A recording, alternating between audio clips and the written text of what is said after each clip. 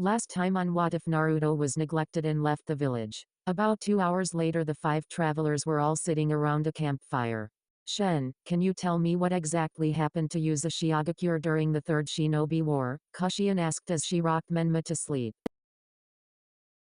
Before turning to Kushina, a smile on his face. Sorry, but I don't know the full details, but from what I heard, your brother, Ryoboku, was a major cause of our destruction. Ryoboku would never have done such a thing. Clam down, I said he was a cause, not the architect of it. Besides, a number of factors were involved, mainly due to a small civil war we had. Civil war? The three women asked. Yeah, several years after you were sent to Konoha the branch family rebelled against the main house. Why would that happen? Natsumi asked. Well, mainly due to the fact they were all jealous of the main house. Uzumaki Nagi was the man who led the rebellion. He had radical ideas of how the clan should be run, but your father Saki would have none of it. What kind of ideas? Kushina asked. Well, for one main reason, since you were gone, Ryoboku left, Hidario vanished and Irami and your mother were dead. He believed that, since there was no one else to run the clan after your father and therefore no one to run the village, the leader of the clan and village should be chosen by the people. Which would mean that members of the branch family could run everything if that was what the people chose. How is that a bad thing? Natsumi asked. The Uzumaki are known to be very, very stubborn.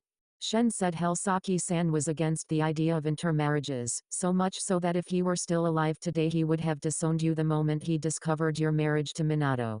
Kushina was shocked. Her father, a man she had always viewed as a kind and gentle man, was known to disown and kick out members of the Uzumaki clan because they found love elsewhere. Was my father really like that? From what my father told me, Saki-san was the core reason that both Ryoboku and Hidario left the village, mainly due to a feeling of being unloved, and Ryoboku didn't want to be tied down. I myself only met the two of them once, Hidario almost 20 years ago and Ryoboku 14 years ago. I haven't seen either of them since I was 7. Kushina said. What happened to both of them? That I cannot say, Shen said, getting up. That is a question to ask my father. But I will ask you, do you remember Hidario leaving and never returning? I don't remember that. Course you don't, it was the same year you were born, 35 years ago. Shen said. With those words Shen laid down and went to sleep. Get some sleep, ladies, we've got one more day of travel ahead of us. As the sun rose, Kushina's group slowly opened their eyes to the start of a new day. What none of them expected was to see Shen over by a large fire roasting a large boar. This boar was huge, easily as big as the toads Jiraiya usually made an entrance with. Good morning, Shen greeted as the three women groggily walked over to him. I hope you all like bacon, cause that's what's for breakfast.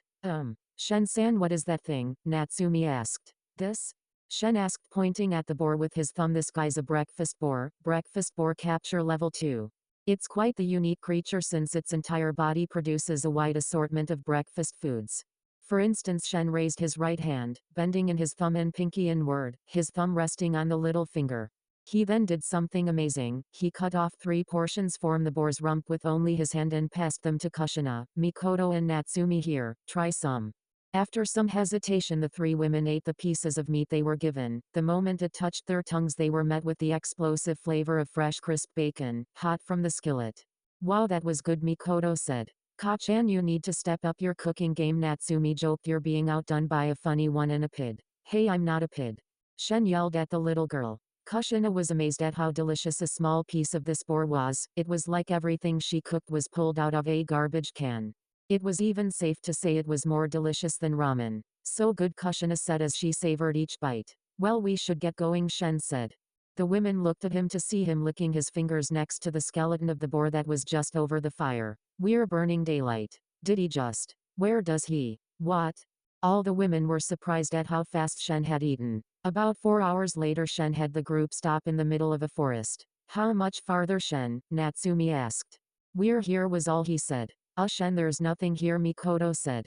Perhaps there is nothing here after all, Shen said. It is a hidden temple after all. Seriously, what's the point of calling it hidden if it's sitting out in the open like every single shinobi village? He's right, Kushina thought as she looked at. Despite being called hidden villages, it was fairly easy to point them out on a map. Try focusing your chakra into your eyes, Shen instructed, and then you will see it. How do we do that? Natsumi asked, clearly confused. Is it similar to tree climbing? Yeah, I guess you could say that, Shen said. Now hand me Menmakun, he said, gesturing his hands outward towards Kushina. The red-haired matriarch handed her baby over to the younger Uzumaki. All right, now clap your hands together, close your eyes and bow, all the while channeling your chakra into your eyes. Hesitant at first, the three women complied. It was a lot harder than they initially anticipated. As soon as they opened their eyes the first time, everything was blurry and vibrant in color, making it impossible to see what was going on. Second attempt, things were much. Kushina began to puke from the information overload. Their eyes were picking up on every single detail around them, from seeing insects on blades of grass to seeing the veins on the leaves of each tree. Like the old saying goes, third time was the charm, and when they opened their eyes and looked up, they were met with a great surprise. Before them was an enormous temple entrance atop a grand stone staircase. It was a more ancient architecture style, with a large tower climbing high into the sky. Flanking the main gate and carved out of the wall itself were two statues of men wearing traditional shinobi armor. The statue on the right had a large sword stabbed into the ground, with its hands clapped together in prayer. It also had some kind of cord or rope wrapped around its left forearm. The hair was carved to resemble a braid covering the left side of its face, and its face was covered by a fearsome mask that gave it the appearance of a demon with 4 distinct curved fangs. Wrinkled brow and a black right squinted eyes. Over the armor was a robe that started up on its left shoulder and ran across its chest to its right hip and formed a gown from the waist down. Behind this statue was the image of a large flame. The statue on the left wore the exact same attire, armor and robe, except it wore a helmet resembling a lion's head, and it had 6 arms. 2 hands were clapped together in front of its chest in prayer. Its 2 remaining left hands were holding a bow in the lower hand, and a quiver filled with arrows in the upper. The upper right hand held a vajra, while the lower right hand had a lotus flower sitting in its open palm. This statue wore no mask, as the lion helmet covered its eyes. Wow, the 3 women said in awe of the entrance alone. Awesome, right? Shen said as he handed Menma back to Kushina. These are 2 of our guardian deities. That's Aizen Mayu, also known as Ragaraja the Lustful One, on the left, and that's Fudo Mayu, also known as Akala the Immovable One, on the right. Come on, I'll introduce you to the master. Oh, and watch your step. Watch our step, the women said to themselves, confused. Shunk. As soon as Kushina took 1 step onto the stairs, a piercing pain erupted in her foot. Ard, Kushina grunted in pain. Looking down, 3 long spikes were impaled through her foot, with several others sticking upright around her foot. Kushina, Mikoto yelled in concern for her friend. Blood flowed freely from the wounds on her feet as she looked from her bleeding foot to Shen standing at the top of the steps. I said watch your step. Shen called out from the top of the steps. The temple doesn't really like outsiders too much. How are we supposed to get up a flight of stairs that is covered in spikes? Natsumi demanded. You're shinobi, right? Use your imaginations. Your training has already begun, Shen said with a slightly dark tone. Mwahahahahaha. He began to laugh maniacally. After 20 minutes of struggling, climbing and falling, the 3 female shinobi were exhausted and still at the bottom of the steps. Every attempt to climb up those steps was halted by spikes through their feet, boulders almost crushing them, or lines of fire stopping their progress. Damn Huff, how do we Huff get up these Huff steps? Mikoto panted. These defenses are Huff too fast, Natsumi added. It's like the Huff temple knows Huff what we are doing. Shen. Kushina called out through ragged breaths. The assistant master was laying down at the top of the steps taking a nap when Kushina's yell woke him up. Can you Huff give us a hint, Huff, how to get up there? Yun Shen yawned as he stretched before picking at his ear with his pinky. I already gave you a hint. In fact, I already gave you all the answer. He stood back up. This entire test is based off of the first lesson I gave you. You never gave us a lesson, the 3 girls yelled back. Come and use your heads.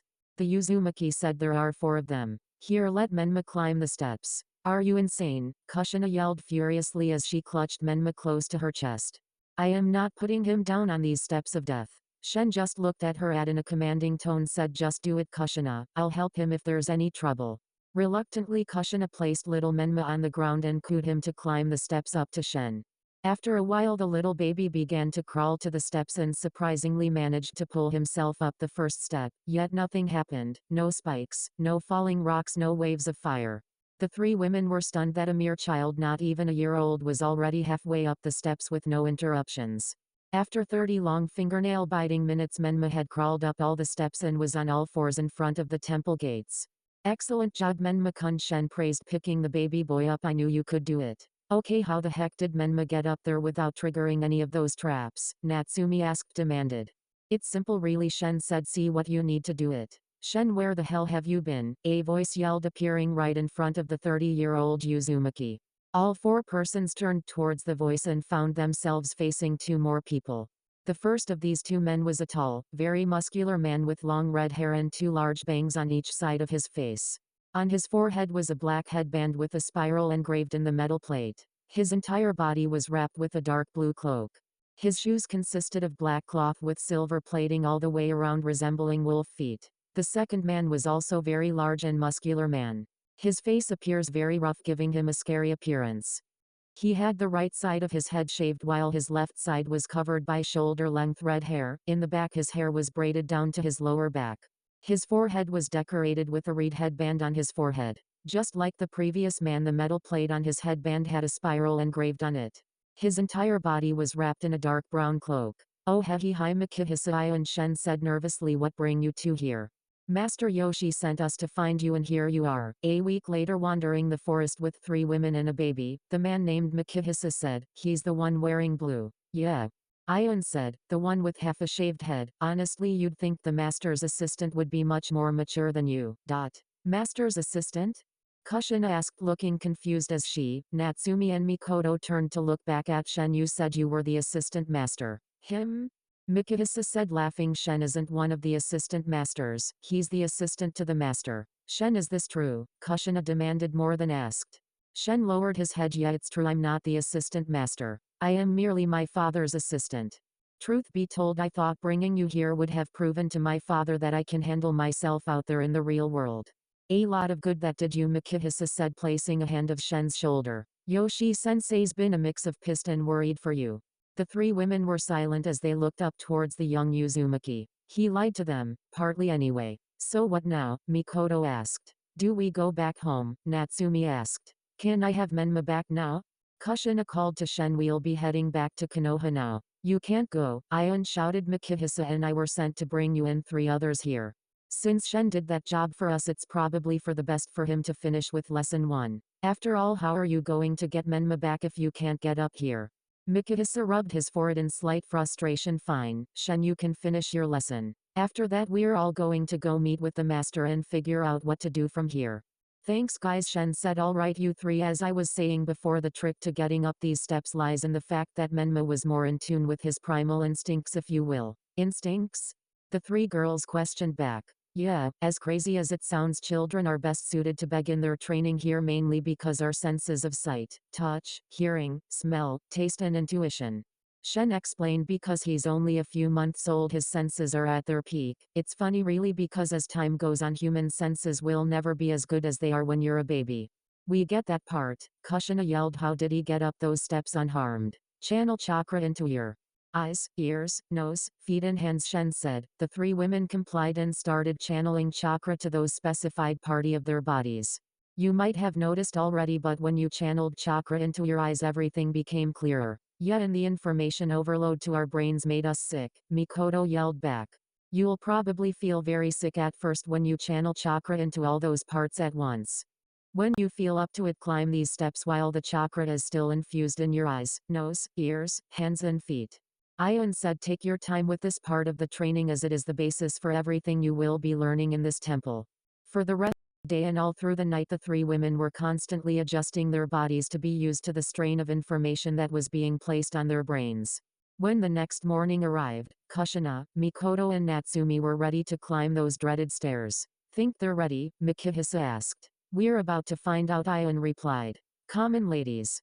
Show us what you can do, Shen yelled out to the 3 exhausted girls. 10 minutes later all 3 of them had managed to climb up the steps, and to their surprise not a single trap had activated. Truth was that by infusing chakra into their senses were now working at a superhuman level. To their eyes everything was moving in slow motion and was vibrant in color. To their ears they could hear the breathing and heartbeats of the 3 temple men and Menma. They could feel the slightest difference wherever they stepped. The heightened senses had shown them the correct path up the steps. Hooray, Natsumi cheered. We did it, Mikoto yelled as well.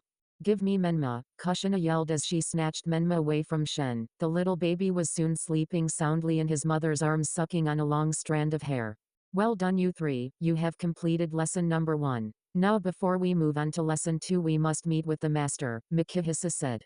Backtracking a bit and moving to a different location of the world, on Amazon Lily. After the whole Nami vs Hancock fiasco, the Robin, Nami, Hancock, Marigold, Sandersonia, Marguerite and Urza were all together in one room discussing what had happened. So it's official? Robin asked Nami with a knowing smile. Nami flashed the older woman a smile before she showed all the women her left hand, or more specifically the ring that was on her ring finger. There was nothing too fancy about the ring. It was a simple golden band with a red ruby embedded in a golden rose. So you and Luffy are engaged now? Marguerite asked. Yeah, you could say that. Nami said. I don't know when or even if we'll get married, but I am pretty sure it's going to be after we achieve our dreams. Flashback no jutsu. Shortly after their fight, Nami and Hancock had decided to go and talk to Luffy. They found him out on a balcony looking out at the sea. Luffy, Nami asked as she and Hancock approached the young man. The young pirate remained silent. Luffy, about earlier, I'm sorry for how we acted, Nami began. It's just that Hancock could seem to find the right words. I think it's safe to say that seeing you with her, or you with her, Nami interjected. It really struck a chord within both of us and we both just kind of snapped, Hancock finished. Luffy stopped leaning on the railing and turned around so he was facing the two women. We didn't think, we only acted out of instinct, Nami said, completely ignoring that we are your friends and therefore, we shouldn't have fought, not like that. Hancock said it was more painful for you to watch us fight than it was for us to fight. Luffy remained silent, his eyes shadowed by his hat. And Luffy, I need to know, who do you love? Me? Or her? Hancock asked, gesturing towards Nami with a nod. Please look into my eyes and tell me who you love. If it is true that you love her, then I will stop this foolishness. The pirate empress pleaded, but she was met with only silence. Luffy, Hancock asked, in concern, waiting for him to speak. Hancock, Luffy said, looking into her eyes. I don't love you. He said in the calmest tone he could. I love Nami. Hancock's eyes went wide as if someone just tore her heart from her chest and crushed it in front of her. Tears began to form in her eyes as she brought her hand up to her mouth in a poor attempt to suppress her sobs. Hancock, I'm really sorry, he said. It's just you're a great friend, but I don't like you that way. Luffy, I must be honest, Hancock said with a sniffle as she regained her composure slightly. I actually had a feeling that you did not love me for a long time. Before Luffy could say anything, Hancock continued to speak. Throughout my whole life I never felt happiness like this before, Hancock answered. You have been the only person to make me feel this way. The happiness I felt whenever I was with you, I enjoyed every second of it and I never wanted that feeling to go away. When you said you did not wish to marry me, I should have seen it for exactly what it was, but I chose to hold on to a fool's dream. Luffy sighed sadly at this, but then he walked over to the heartbroken empress, and pulled her into a hug, much to her surprise.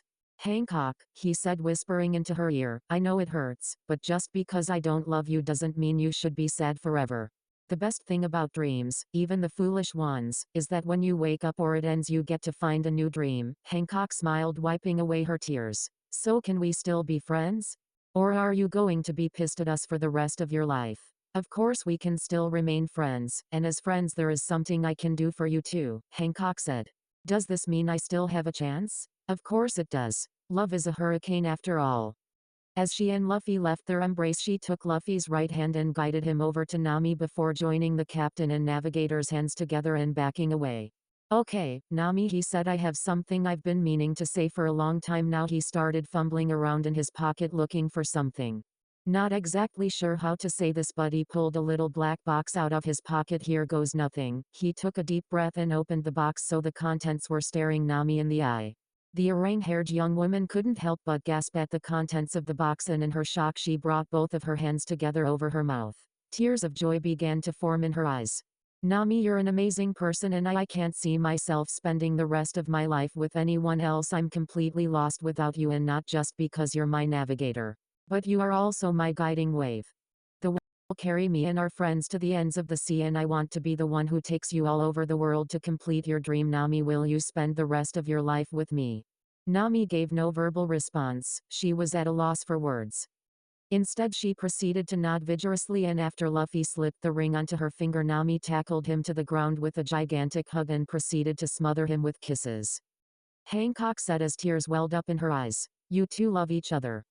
Yeah, Luffy said, looking up from Nami's eyes, then to Hancock. Yeah, we do. He then promptly turned his attention back to Nami. I guess I'll leave then. Hancock began to turn around. No, this girl, she said, catching Nami's attention. You may have won this battle, but I refuse to give up until the war is over. Somehow Luffy didn't hear this, but then again he was lost in his navigator. I'm pretty sure it is over, Nami thought as the pirate empress left. The navigator returned her attention to her captain, who was now staring longingly into her eyes. Instinctively their fingers began to intertwine as they both leaned in and locked lips. They kept their lips locked for about a minute until they broke apart to catch a quick breath before diving right back in. Hey, you two, get a room, will ya? The pirate couple looked up the cliff to see Zoro, Robin, Sanji, Frankie, Brook, Usopp, Naruto, Kurama, Chopper, Urza, Marguerite, Sandersonia and Marigold looking. Flashback: no Jutsu's release. If you want, you two could be married tonight, Hancock said, speaking up for the first time. What do you mean? Nami asked, confused. I mean, I am the empress of this island and therefore the ruler, so hypothetically speaking I could marry you and Luffy at any time. Hancock replied, another thing is that since both Luffy and I are captains, you two can legally be married on your ship at any time. Really? Nami asked, to which Hancock nodded. Thank you, Ain-chan. Nami then proceeded to hug the empress out of sheer gratitude, kinda forgetting all the gripes she had with the empress. Hancock didn't know how to react to this and looked very uncomfortable, but soon gave in and returned the hug. Robin chuckled at the scene. So it's settled. Yeah, I've got to tell Luffy this. Nami happily exclaimed as she let go of the empress. Thank you, Hancock. Backtracking a bit and moving to a different location of the world, on Amazon Lily. After the whole Nami vs Hancock fiasco, the Robin, Nami, Hancock, Marigold, Sandersonia, Marguerite and Urza were all together in one room discussing what had happened. So it's official? Robin asked Nami with a knowing smile. Nami flashed the older woman a smile before she showed all the women her left hand, or more specifically the ring that was on her ring finger. There was nothing too fancy about the ring. It was a simple golden band with a red ruby embedded in a golden rose. So you and Luffy are engaged now? Marguerite asked. Yeah, you could say that, Nami said. I don't know when or even if we'll get married, but I am pretty sure it's going to be after we achieve our dreams. If you want, you two could be married tonight, Hancock said, speaking up for the first time. What do you mean? Nami asked, confused. I mean, I am the empress of this island and therefore the ruler, so hypothetically speaking I could marry you and Luffy at any time. Hancock replied, another thing is that since both Luffy and I are captains, you two can legally be married on your ship at any time. Really? Nami asked, to which Hancock nodded. Thank you, Ain-chan. Nami then proceeded to hug the empress out of sheer gratitude, kinda forgetting all the gripes she had with the empress. Hancock didn't know how to react to this and looked very uncomfortable, but soon gave in and returned the hug. Robin chuckled at the scene. So it's settled. Yeah, I've got to tell Luffy this. Nami happily exclaimed as she let go of the empress. Thank you, Hancock. Over with the guys. They were having a rather tense conversation. Everyone, except Zoro, who was sleeping against a column, was in on the grilling of one Monkey D. Luffy, well, specifically Sanji, for obvious reasons. So Sanji growled in a low tone while he grilled Luffy. You and Nami Swan are engaged. Yes, Luffy replied, feeling rather uncomfortable before the cook. If you ever, and I mean even once, make her cry, I will skin you alive and feed you to the fish, Sanji promised as he gripped Luffy by the collar. I would never do that, Luffy retorted. Promise. Leave him alone, dartboard, Zoro said, waking up from another nap. If he says he isn't going to hurt Nami, he won't. Shut up, Mirimo, or I'm gonna put dead rats in your next meal. Flume yellow flames surrounded the blonde cook. Go ahead. Better yet, make sure they got some deadly disease. My immune system could use the workout. Flume. A large amount of blue fire surrounded the swordsman. Chopper screamed, waving his hoofs between the two men, stopping them before they could go at it. None of that. None of that. Fine, I'll kill you later, dolt, Zoro said. Luffy-san, I am jealous of you, Brook said as he took a sip of tea from his cup. Why? Luffy asked. You get to look at Nami-san's panties every day, sip. I still don't see the point of your obsession with them, Luffy said, folding his arms. Seriously, Nami and I've been together for almost a year now. I'm pretty sure she'd beat me up if I asked her to see her panties. Oh. Frankie yelled as he slapped Luffy on the back. Today's a great day. Mugiwara's becoming a man. Oh. Yo, Usopp, Brook, Chopper, Kurama, Naruto. Let's seal rate. Yeah.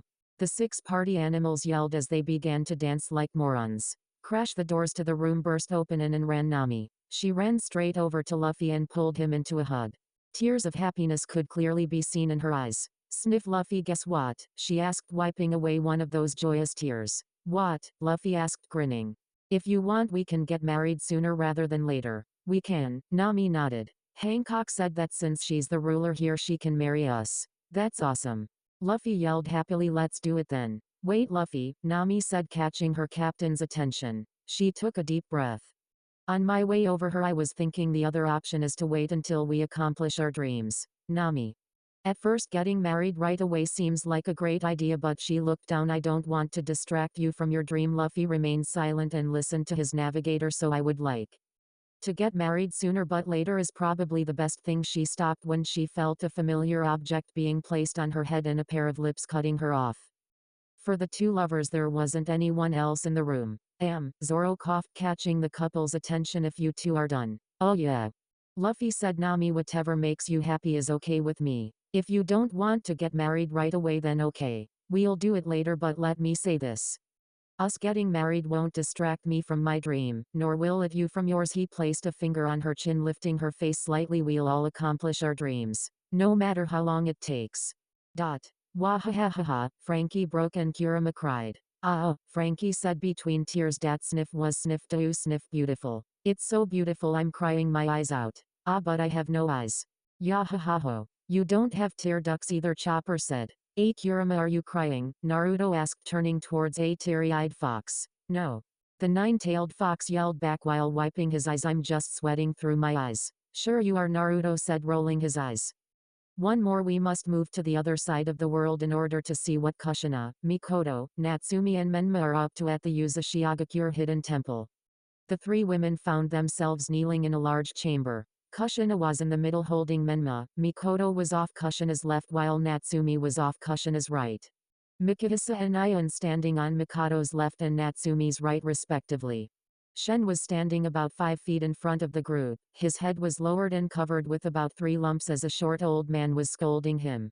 The old man was very short with white puffy hair that shot outward in the back with a bald area on the top of his head and black eyes. He wore traditional blue Japanese-style robe with a dark red vest over it and a leaf-themed hiramaki around his waist. He wore Geta sandals with socks. Was smoking a 3-foot-long pipe and had a 2-foot-long walking stick behind his back. So Shen, got anything else you'd like to add? The old man asked in a raspy voice.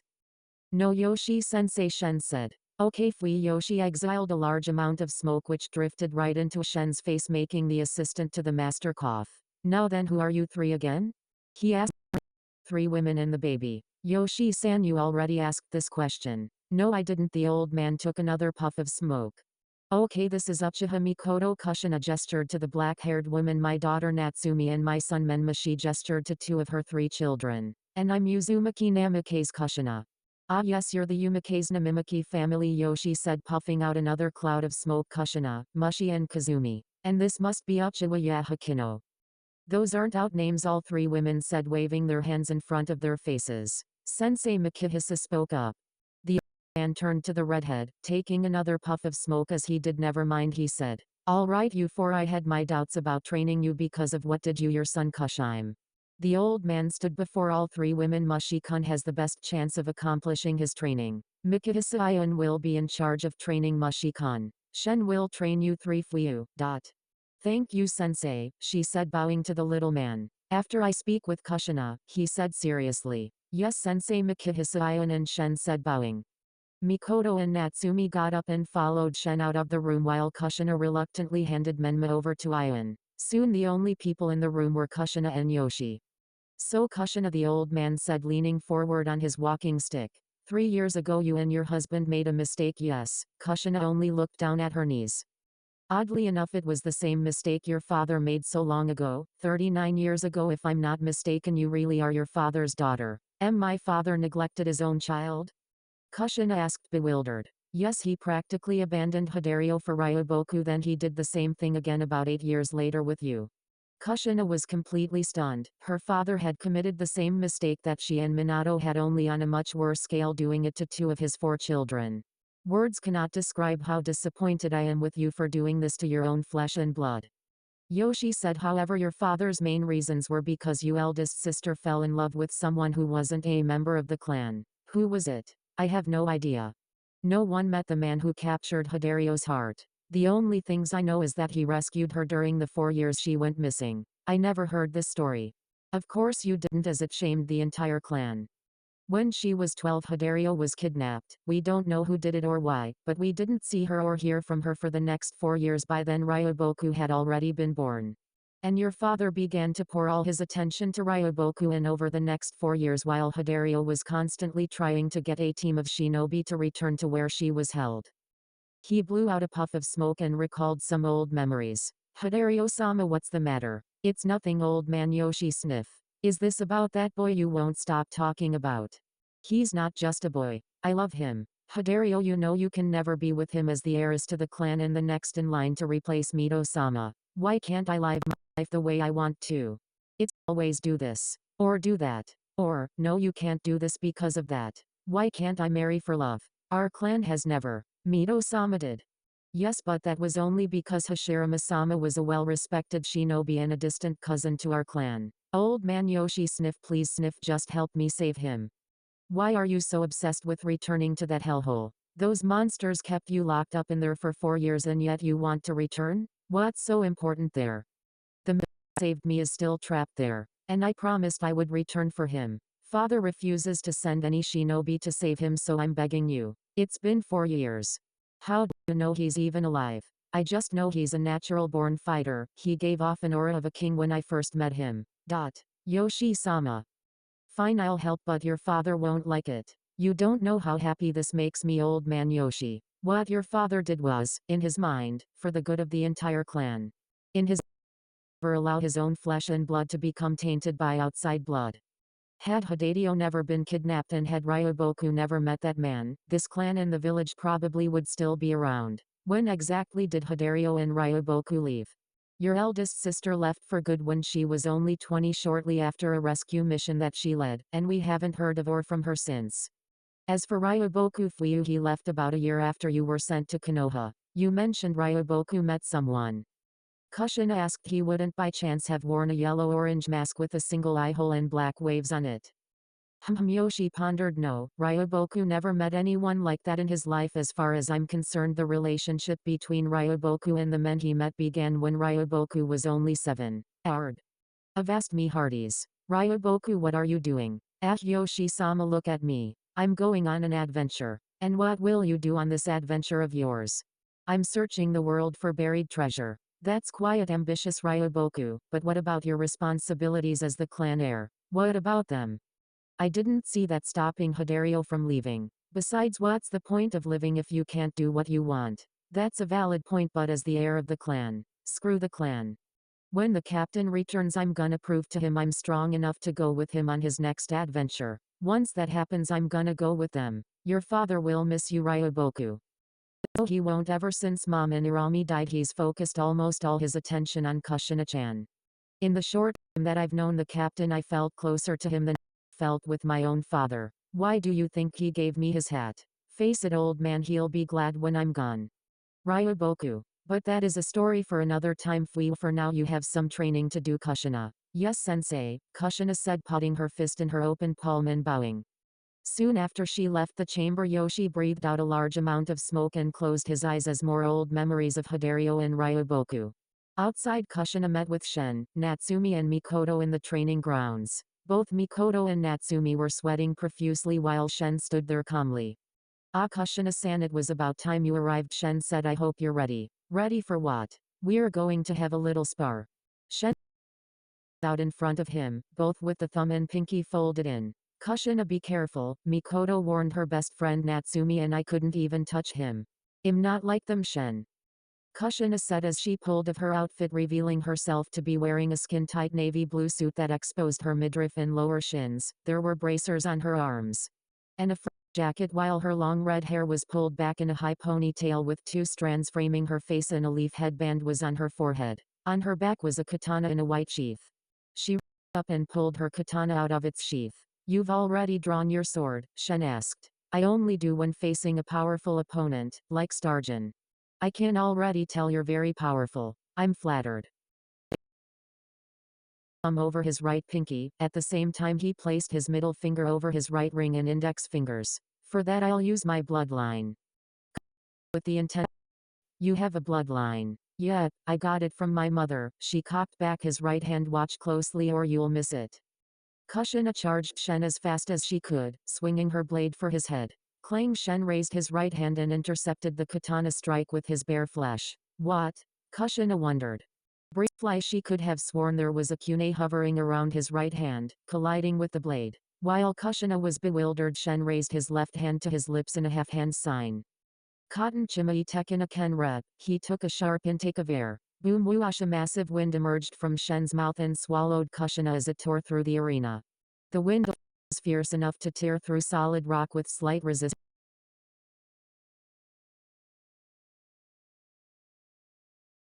Kushina barely able to raise her sword, as she was thrown around, to divert the wind around her to avoid maximum damage.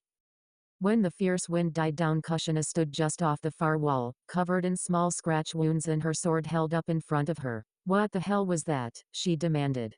Part of my bloodline, Shen said, raising his right hand in its strange position. He also raised his left hand. Its middle finger was placed over the index and ring fingers while the pinky and the thumb were spread out wide. From my mother I inherited the lost art of cotton. As I am the last remaining steel release user in the world. Now watch closely. He cocked back his right hand kunai, he shouted as he thrust his right arm forward. Instant a black kunai, larger than normal, emerged from Shen's hand and rocketed towards Kushina. The red-haired shinobi raised her sword and swung down to intercept the large kunai. Clang sparks flew as the two blades collided with great force. Kriash boom. After a struggle by her, crashing into the far wall as they did. Nice spring-loaded kunai, Shen. Kushina said as Shen simply smiled. Shuriken storm. Shen flung his left arm forward and out of nowhere 30 shuriken formed out of thin air and flew right at Kushina. The red-haired kunoichi dodged and weaved through the oncoming shuriken, only getting a small cut on her shoulder. If it's okay with you, I'll be attacking now, she added, grinning. About you ask me, Shen replied, holding his hands out to either side, each one in its own unique position. Let's have some fun. I'm flattered. Shen said over his right pinky. At the same time he placed his middle finger over his right ring and index fingers. For that I'll use my bloodline. You have a bloodline. Yeah, I got it from my mother. Shen cocked back his right hand. Watch closely or you'll miss it. Kushina charged Shen as fast as she could, swinging her blade for his head. Clang Shen raised his right hand and intercepted the katana strike with his bare flesh. What? Kushina wondered. Briefly she could have sworn there was a kunai hovering around his right hand, colliding with the blade. While Kushina was bewildered, Shen raised his left hand to his lips in a half-hand sign. Cotton chimai tekina ken rep, he took a sharp intake of air. Boom whoosh, a massive wind emerged from Shen's mouth and swallowed Kushina as it tore through the arena. Wind alone was fierce enough to tear through solid rock with slight resistance. Add that to the thousands of small blades dancing in the gale and you have one terrifying technique. Kushina barely was maximum damage.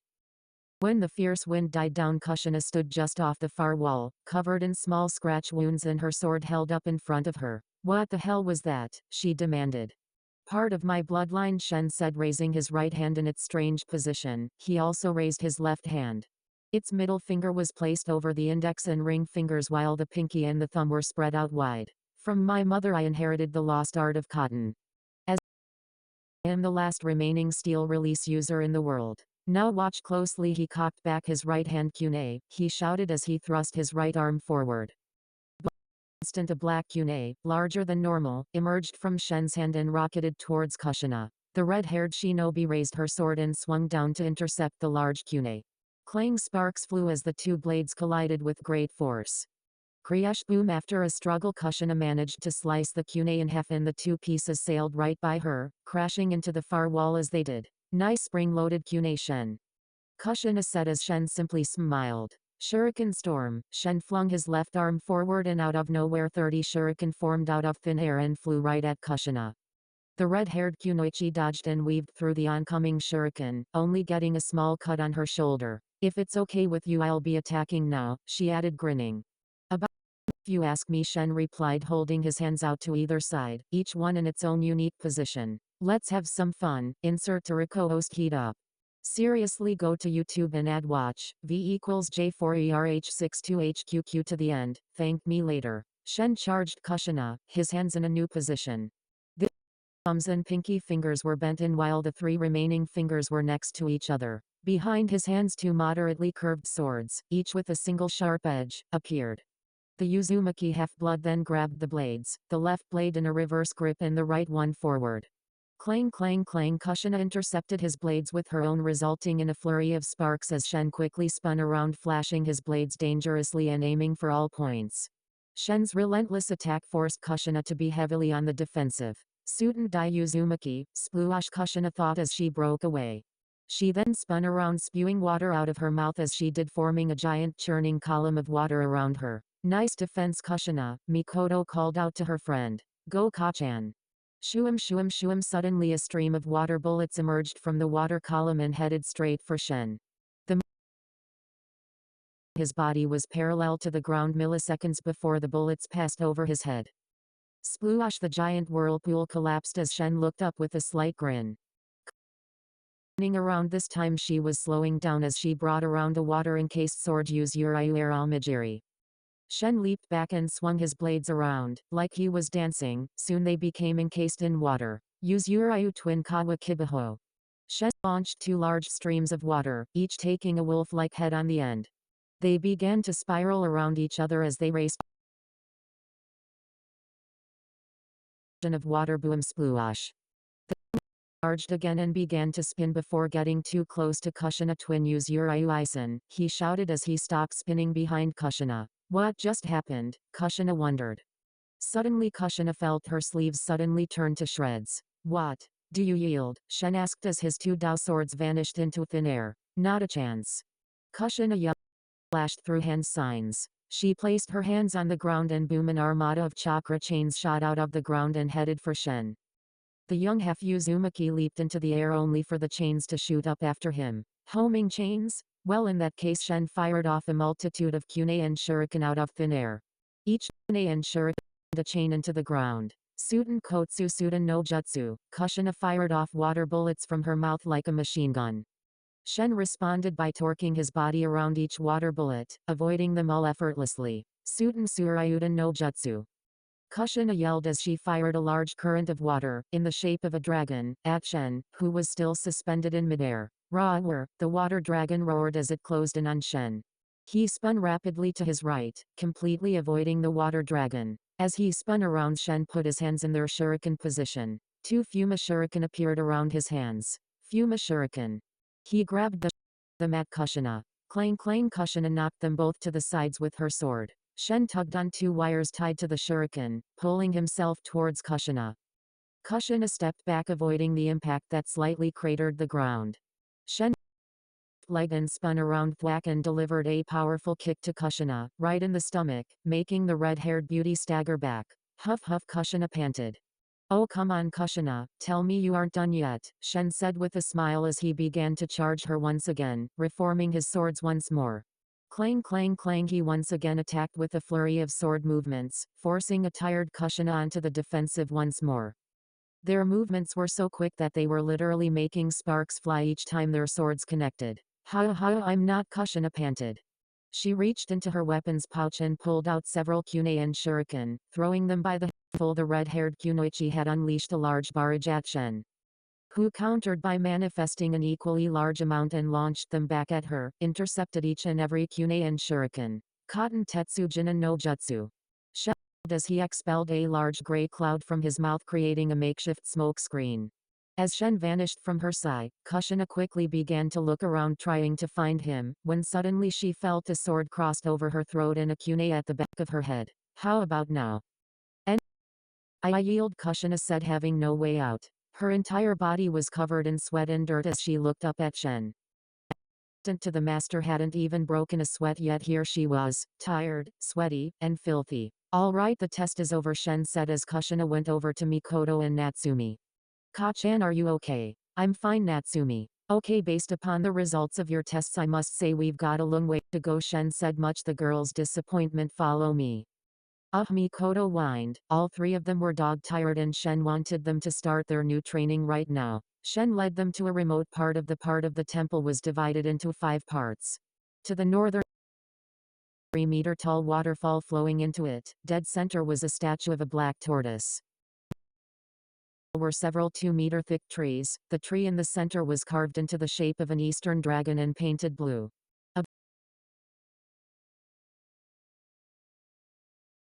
The southern wall. Lastly, there was a bed of sharp spikes off the western wall. Once again in the center was a statue of a white tiger. In the center of it all was a large Zen garden. In the center, a large golden statue of a snake dragon creature. Okay, here is where you'll start your training, Shen said. Now what do you know about chakra, Natsumi? Chakra is the energy found throughout all living things. It is formed through the combination of spiritual energy and physical energy, Natsumi recited. Her memorize what chakra is and how it was formed. Excellent. Now what do you know about the elements? There are 5 main elements: fire, wind, lightning, earth and water. Kushina smiled at her daughter's intelligence. Wrong, Shen said, stunning everyone. Wrong, the 3 girls asked. Those are the 5 elements, Natsumi stated back. No, wind and lightning part of the original group, Shen said, folding his arms behind his back. Originally the elements were known as follows: fire, metal, wood, earth, water and spirit. Now I'm confused, Mikoto said, holding her hands up. Sure, wood release is formed through the usage of both earth and water, but it isn't its own element.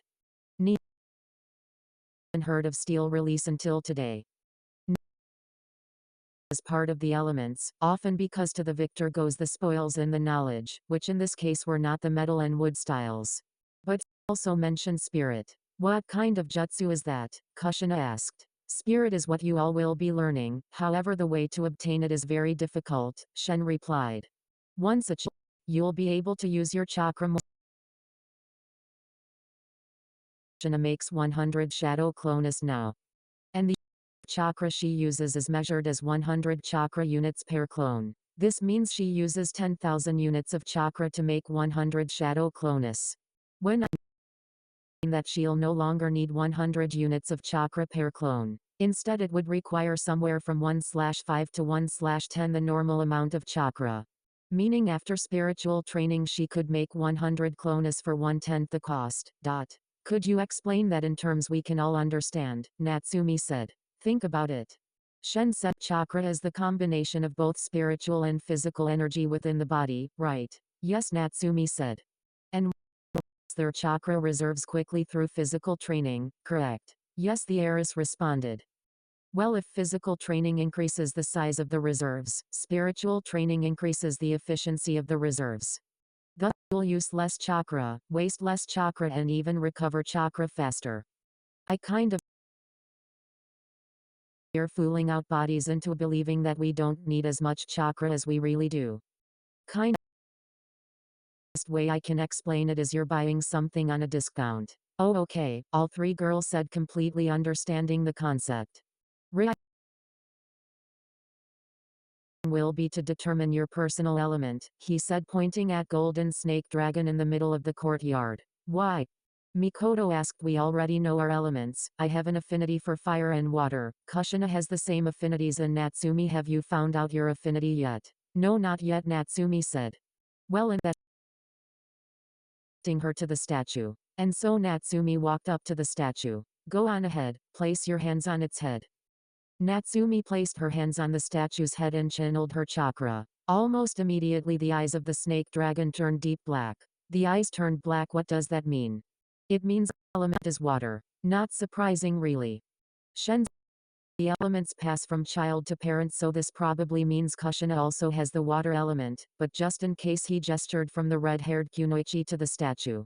Kushina placed her hands on it, before channeling her chakra into it. As Shen said, the eyes turned black, but after a while they turned red and then blue.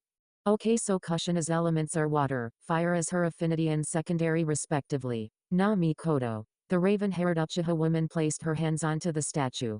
The snake dragon's eyes turned red and then white. So your elements are fire and metal, excellent.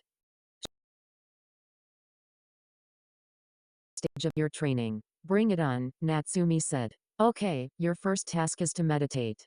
It is that find inner peace within yourself and with your element. Kushina, Natsumi, you must sit under the waterfall while Mikoto must sit on the coals. The elements will react accordingly, such as you being burned, frozen, drowned, strangled, buried alive or impaled. Are you serious? Over on Amazon Lily, the Straw Hat Pirates were just getting ready to leave the island. Luffy-sama, are you sure you guys want to leave? Hancock asked, clearly upset. Yep, I'm sure. If next big adventure, Luffy cried back. But I thought you and Nami were going to get married here. Nah, we decided it would be best to wait. While turning his attention to his navigator, who was talking happily with Marguerite, Marigold and Sandersonia, Sweet Pea and Aphilandra. Sometimes things are better if you wait. Goodbye beautiful ladies, Sanji called out. I will never forget any of you. What about your girlfriends from that place? Zoro asked, causing a severe shudder to run down Sanji's entire body. Bert yelled as he accusingly pointed a finger at the green-haired swordsman. Yahahahaho. Broke laughed. Group of women approached the ship. This has been a fantastic day. We love you, Soul King Sama. I shall sing a song to remember this day by pulling out his guitar. He sat down in the middle of the crowd. Might you show me your panties? He asked. Thwack! Almost every girl in the crowd proceeded to kick him high into the air, before he landed on the ship with a thud. Yo Bones, you okay? Frankie asked. I'm fine, Frankie-san. I'm tease. Tanuki-kun, please don't go, several little girls yelled as the little reindeer escaped from them. Oi, I'm a reindeer. Chopper yelled back as he jumped up onto the boat. He hid behind Kurama, who was slunk over the railing looking very depressed. Hey Kurama, what's the matter? It just should really find something that can cure stupidity. What did you say? Kurama demanded. It sounded like you said I want you to eat me, Kurama. Behind Robin, with his usual reverse peeking, who chuckled at their antics. Well, I guess we are leaving, Naruto said as he and Urza arrived at the ship.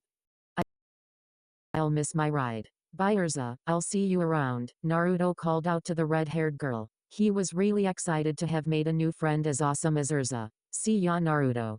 She called.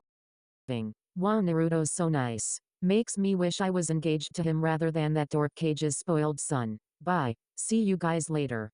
Love. And Sunny departed. Okay Captain, where are we off to now? Nami asked her fiancé. When they were going to get married no one knew, but for now she was happy that it was going to happen. Let's go back to the new world. Fists into the air. Aye aye Captain, the guys yelled back.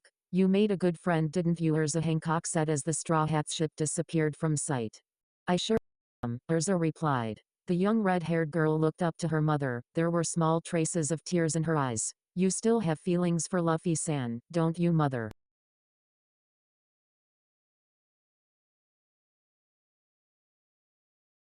You've had for years. On the bright side, Mom, you still have me. Urza. Daughter's eye level. And I wouldn't trade you for anything in the world. Puff of smoke appeared in front of the Kuja. Immediately warriors surrounded the smoke cloud, arrows pointed at the smoke as it cleared. Toad Sage, Jiraiya, sitting cross-legged atop a large red-orange toad. What do you want? Hancock demanded. Her face was a contortions of rage and annoyance. And you have 10 seconds. I have several important matters to discuss with Nyan-sama, the perverted sage said with regards to gravity, seemingly pulling his gaze to Hancock's mostly exposed chest. I am up here, perverted bastard, Hancock growled as she pinched his face, forcing his gaze back up. Hancock, that's enough, this man is our guest. Nyan said, stepping here. He will not be allowed anywhere inside the city, unless of course he's okay with being executed. I'm sure I can manage being away from civilization for some time, Jiraiya chuckled nervously. Damn, I can't go research at the bathhouses. Hancock-san is definitely capable of killing even me, and not just because she's too beautiful to hurt. And so Nyan and Jiraiya stayed behind while the Kuja pirates and the what I need to talk with you about is the agreements we made concerning your princess and my student's son. You need not say anything, Nyan said. I already know the whole story. You do? Jiraiya asked skeptically. Yes, your Hokage sent Naruto to the Straw Hat Pirates so that he enough to fight Urza. Yes, he was just here, not 3 hours ago, Nyan added. What? Jiraiya bellowed. Meanwhile at Mount Myaboku, Fukasaku led Minato to a fountain filled with some kind of oil. The fountain was surrounded by numerous statues of toads, all of varying sizes. Alright Fukasaku-sama, what do I have to do first? The blonde Hokage asked. First, what the difference between senjutsu and regular jutsu are. That's okay, Jiraiya-sensei explained it to me once, Minato said. Oh, he did he? The Toad said skeptically, then do tell what the difference is. Regular ninjutsu uses the body's natural chakra, which is the fusion of physical and spiritual energy.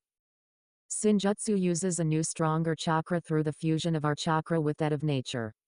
That Toad said, with senjutsu your jutsus and physical attacks with increase drastically in power. Like this, Fukasaku hopped over to a toad statue and lifted it up with one hand.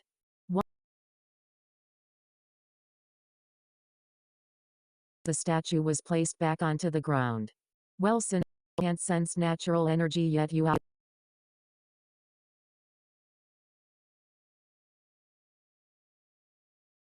expression. What? Min said back confused. And guys, this is the end. I hope you enjoyed. See you next time. Peace.